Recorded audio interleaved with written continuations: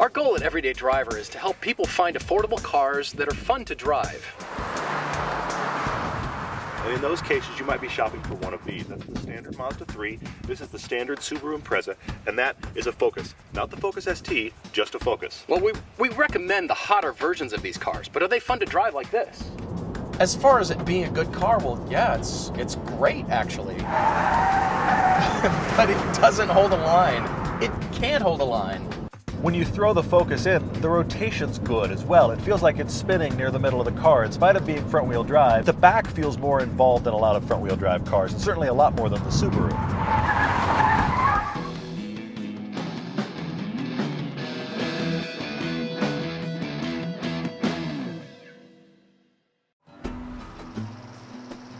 The third car in our comparison is the 2014 Mazda 3. Just about everything on this car is new, and I wasn't expecting much. I just kind of expected,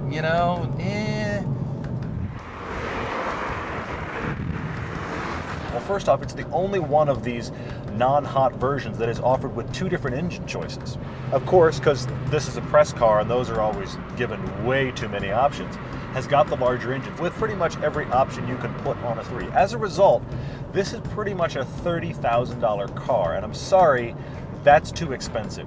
That's because it's fully loaded. It even has a heads-up display. A lot of cars project the information right onto the inside of the windshield, whereas Mazda's got this trick little screen that folds up. The biggest thing that I notice is just how much refinement has happened to this car. Even if you forget the styling for a moment, just in here, this is a wonderfully refined interior. It feels very European. The prior Mazda 3, some of the interior pieces felt cheap and looked cheap. None of that is present here. The materials are very high quality. They feel really nice, and it looks like a lot more attention has been paid to what's this car at this price point supposed to feel like. Except for the navigation screen, I like everything in here. Not only does it look tacked on, it is. But this isn't unprecedented. I mean, it's kind of similar to what BMW is doing now, and for that matter, it's very similar to what Mercedes is doing with their new line of cars. Also, of the three cars, the seats are the best. They're not the most sporting seats I've felt, but for what this car is, these are good. So the Focus are a little more enthusiast themed. They're a little sharper and hang on to you a little bit better. These, however, are more comfortable. I'd want to take a road trip in these seats more than in the Focus. It doesn't have great rear seat room. In fact, you're kind of cramped in the legs. It's fairly similar to the Focus in that regard. I think what I like most about the interior is that it reflects the exterior styling now. They feel very closely related to me. Not only do the lines on the exterior of the 3 wrap around nicely, I like the new look to the headlights, to the grille, I like the front face, and I like that the back of the car relates to the front. I am in love with this redesign on the Mazda 3. I hated the smiley face on every car they put it on. Not only have they fixed that, but this Mazda 3 is downright sexy.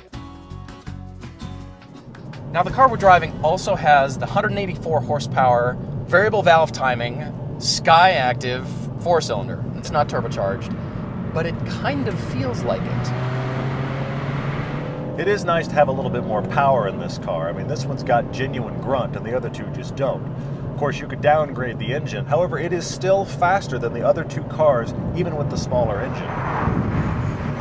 The version of the Mazda 3 you probably want is the one below this. This is the 3S. You probably want the 3i. Now, you lose 20-30 horsepower, which is a bummer, but you can't get the manual transmission with this larger engine. One of my favorite things about the Mazda 3 is the throttle response. It's very crisp and instantaneous. And the transmission gives me the gear that I want when I want it. What a novel concept.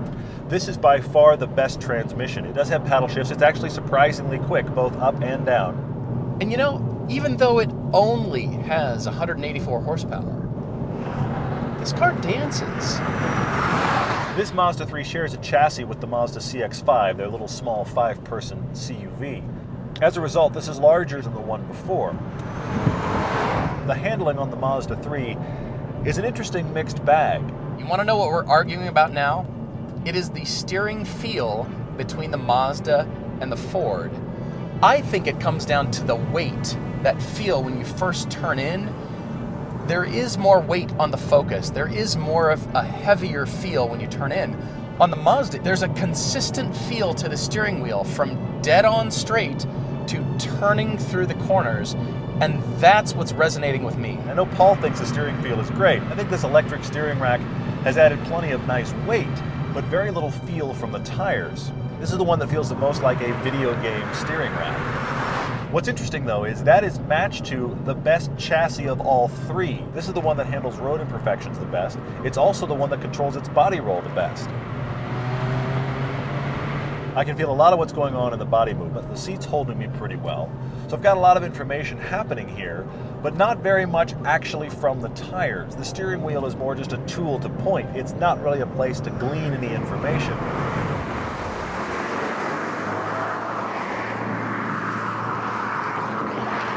I know Paul thinks I'm insane, and he's welcome to think that, but he's also wrong. Todd has a good point because he's been talking about tire feedback.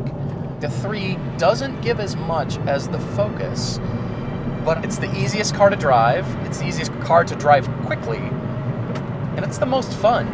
And I feel like I'm able to track through these corners more confidently and with a greater degree of precision. The Focus darts into a corner easier. It dives for the apex. This is just a stutter step behind the Focus in that initial turn-in. I feel like the Focus only has one trick up its sleeve. For an entry-level car, it's great handling, but that's the only thing it does really well. Whereas the new Mazda 3 is fantastic. But spec'd out like this, it's just too expensive. $30,000 is too much for this car. At that point, I'm just gonna go somewhere else. You could get this car down to the low 20s, and for that, it is one hell of a car.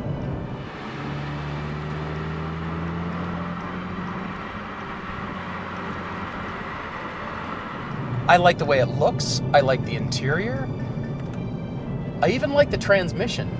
This is a great car, all the way around. This is the one that feels like the best all-around car. You could be happy throwing it through a canyon. You would be fine on a road trip. You'd still be fine commuting.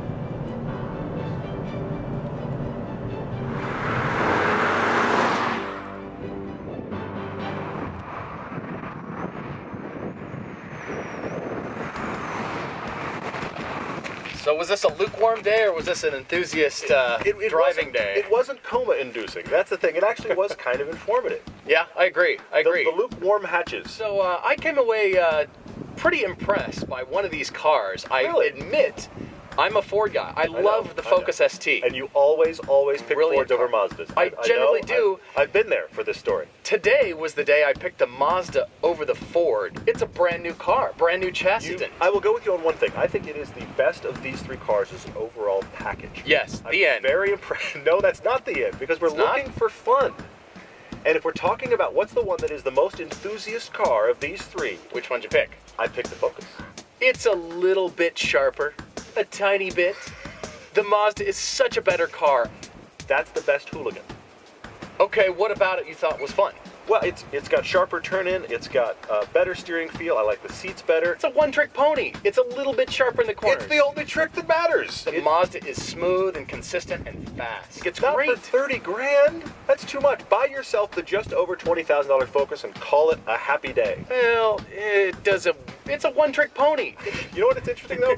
We aren't talking about the Subaru much anymore. Oh yeah, by the way, we reviewed a Subaru too.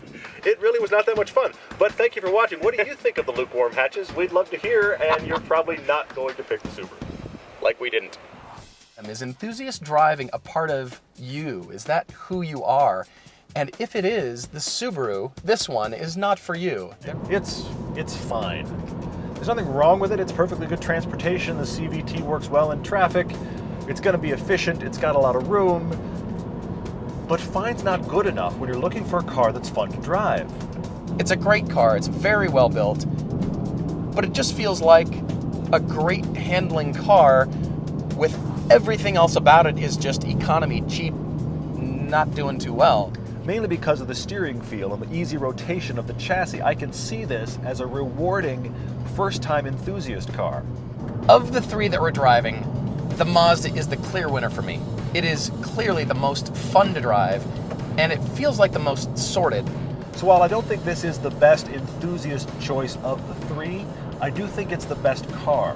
And it does all of the enthusiast stuff really well without as much of the steering feel and chassis rotation as the Focus.